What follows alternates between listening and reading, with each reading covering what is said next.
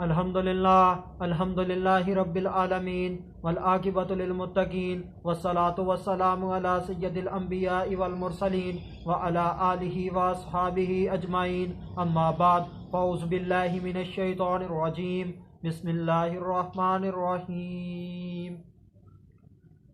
یا اخت ہارون ما کانا ابوکم رأى سویا وما کانت امک بغیا صدق اللہ العظیم ان اللہ وملائکتہ یصلون علی النبی یا ایہا الذین آمنوا صلوا علیہ وسلموا تسلیما اللہم صلی علی سیدنا و مولانا محمد وبارک وسلم وصلوا علیہ الصلاۃ والسلام علیک یا سیدی یا رسول اللہ الصلاۃ والسلام علیک یا سیدی یا حبیب اللہ الصلاۃ والسلام علیک یا سیدی یا محمد الرسول اللہ صلی اللہ علیہ وآلہ وسلم۔ اللہ تبارک و تعالیٰ کی حمد و ثنا اور اس کے پیارے حبیب حضرت محمد صلی اللہ علیہ وآلہ وسلم کی ذات اقدس پر درود و سلام کا نذرانہ پیش کرنے کے بعد میں سچے دل سے دعا گو ہوں کہ اللہ عز و جل میرے حاضرین ناظرین سامعین کے مال جان عزت آبرو میں برکتیں عطا فرمائے، اور دعا گو ہوں کہ اللہ عز و جل مجھے حق سچ ٹھیک ٹھیک بیان کرنے کی توفیق عطا فرمائے۔ اگر اس میں کوئی غلطی کوتاہی ہو تو اللہ عز و جل مجھے اپنے شان کریمی کے صدقے سے بندہ ناچیز کو معافی عطا فرمائے۔ دعائیہ کلمات کے بعد آج کا جو میرا عنوان ہے وہ ہے پاک دامن گھرانہ۔ خطبہ کے اندر تلاوت کی گئی آیہ کریمہ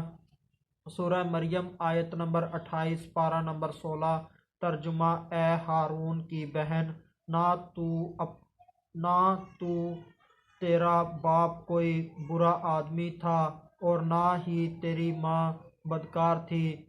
اس آیے کے شروع کے اندر ایک سوال ہے، وہ سوال یہ ہے کہ بی بی مریم سلام اللہ علیہا کو ہارون کی بہن کیوں کہا گیا ہے؟ ہارون کون تھے؟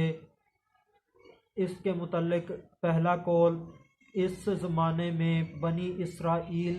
کے اندر ایک بہت ہی عبادت گزار اور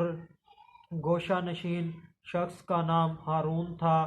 چونکہ بی بی مریم سلام اللہ علیہا بھی بہت نیک پرہیزگار اور عبادت گزار تھیں، اس وجہ سے بی بی مریم سلام اللہ علیہا کو حضرت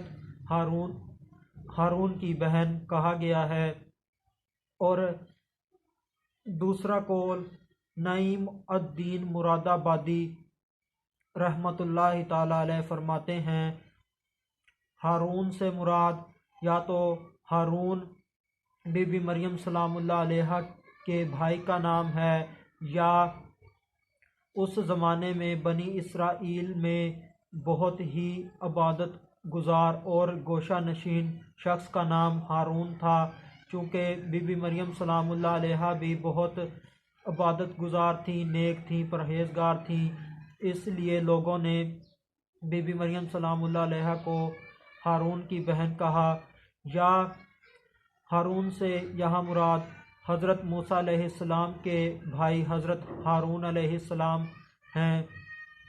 ان کی نسبت کی وجہ سے بی بی مریم سلام اللہ علیہا کو ہارون کی بہن کہا گیا۔ اگرچہ حضرت موسیٰ علیہ السلام کے بھائی حضرت ہارون علیہ السلام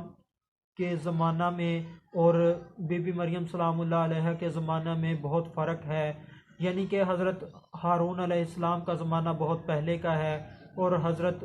بی بی مریم سلام اللہ علیہ کا زمانہ بہت بعد کا ہے، یعنی کہ ان کے درمیان 1000 سال کا عرصے کا فرق ہے۔ بی بی مریم سلام اللہ علیہ حضرت ہارون علیہ السلام کی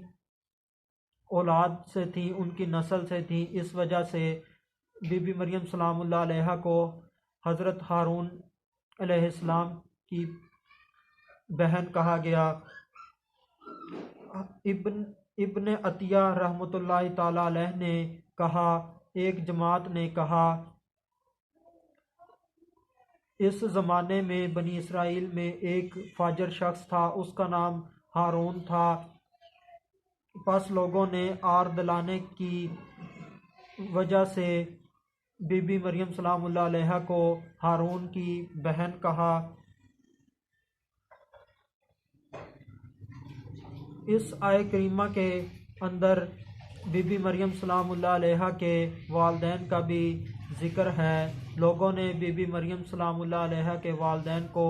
نیک کہا، نیک سمجھا۔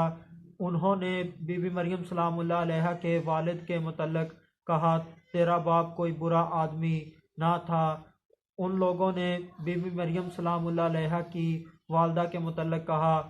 کہ تیری ماں کوئی بدکارہ نہیں تھی، یعنی کہ المختصر ان لوگوں نے بی بی مریم سلام اللہ علیہ کے والدین کو اچھا سمجھا، نیک سمجھا، پاک دامن سمجھا، ٹھیک سمجھا۔ یہ لوگ بی بی مریم سلام اللہ علیہ پر حیران تھے کہ باپ اتنا اچھا، ماں اتنی اچھی، بھائی اتنا اچھا، اور وہ متعجب تھے کہ اے مریم بے شک تو بہت ہی عجیب و غریب چیز لائی ہے۔ بات اس قصہ سے ہٹ کر ہے، وہ یہ ہے کہ اگر کوئی بندہ گناہ کر رہا ہو تو اسے آر دلائی جائے، غیرت دلائی جائے، اسے کہا جائے کہ تو یہ گناہ نہ کر، تو یہ گناہ چھوڑ دے، تو یہ گناہ کیوں کر رہا ہے؟ دیکھ تیرا باپ اتنا نیک آدمی تھا، وہ ایسا نہیں تھا، اس کے اندر یہ گناہ نہیں پایا جاتا تھا۔ تیری ماں اتنی اچھی ہے، وہ بھی اس گناہ سے محفوظ ہے، تیرے بھائی اتنے اچھے ہیں، ان میں بھی یہ خصلت نہیں پائی جاتی، تو اس گناہ کو نہ کر، اس گناہ کو چھوڑ دے۔ المختصر واعظ کرنے والا بتائے کہ تیرے ماں باپ بھائی بہت ہی عظیم تھے، اسے آر دلائے کہ تو ان کا نام خراب نہ کر، ان کی عزت کو خراب نہ کر، ان کے لیے رسوائی کا، بدنامی کا باعث نہ بن، ذریعہ نہ بن، ان کی طرح تو بھی نیک ہو جا اور ان کی عزت کا باعث بن، اس کے اندر غیرت پیدا کی جائے۔ جب اس کے اندر غیرت پیدا ہو جائے گی تو وہ اللہ عز و جل کی عطا سے انشاءاللہ گناہوں سے توبہ کر لے گا اور نیکیوں کے اوپر گامزن ہو جائے گا جب اس کو غیرت دلائی جائے گی۔ علامہ محمد اقبال قلندر لاہوری رحمۃ اللہ تعالیٰ علیہ نے بھی ہم نوجوانوں کو غیرت دلائی ہے۔ وہ کہتے ہیں تھے تو وہ آبا تمہارے ہی مگر تم کیا ہو، یعنی کہ علامہ محمد اقبال رحمۃ اللہ تعالیٰ علیہ نے بھی ہمیں سمجھایا کہ جو ہمارے آباء و اجداد تھے وہ نیک تھے، صالح تھے، اور تم ان کے برعکس ہو، تم ان کے الٹ ہو، وہ تقوی و پرہیزگاری والے تھے اور تم گناہ گار ہو، گناہوں میں ڈوبے ہوئے ہو، تم ان کے طریقے کے اوپر نہیں ہو بلکہ ان کے طریقے سے ہٹ گئے ہو، تم گناہوں کے راستے پر چل پڑے ہو، تم نے اپنا تعلق ان کے ساتھ مضبوط نہیں کیا، تعلق تم نے کمزور کر لیا، تعلق ان سے تمہارا ٹوٹ گیا۔ وہ تو جو تمہارے آباء و اجداد تھے وہ تو ستاروں کی مانند تھے اور تم ٹوٹا ہوا ایک ستارہ ہو۔ نبی کریم صلی اللہ علیہ وآلہ وسلم کی حدیث بھی ہے کہ میرے صحابہ ستاروں کی مانند ہیں۔ اللہ عز و جل سے دعا ہے کہ اللہ عز و جل ہمیں اپنے اسلاف کے طریقہ پر چلنے کی توفیق عطا فرمائے، اور ہم مسلمانوں کو جو ہم گناہوں میں ڈوبے ہوئے ہیں اللہ عز و جل ہمیں ان گناہوں سے نکال دے۔ وما علینا الا البلاغ المبین۔